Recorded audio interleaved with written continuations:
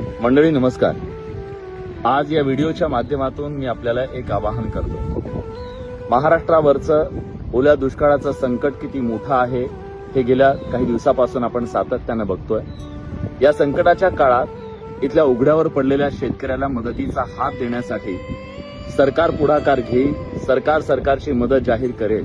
पण हे संकट इतकं मोठं आहे की या संकटामध्ये सरकारही पुरे पडू शकत नाही, इतका तो नात नुकसान झालेला आहे। शेतकरी उघड्यावर पडलाय, त्याच्या तोंडचा घास गेलाय आणि मुळात सकट उखडून पडलेल्या या शेतकऱ्याला मदतीचा हात देण्यासाठी आपण सगळ्यांनी आता पुढे येणं गरजेचं आहे। एक पत्रकार म्हणून नाही तर एक सामान्य नागरिक म्हणून मी माझ्या पगाराचा अर्धा पगार हा आज माझ्या शेतकऱ्यांच्यासाठी मुख्यमंत्री सहायता निधीमध्ये जमा केलेला आहे। माझी विनंती आहे की मुंबई, पुणे या सगळ्या शहरांमधल्या सगळ्यांनी आता पुढे यावं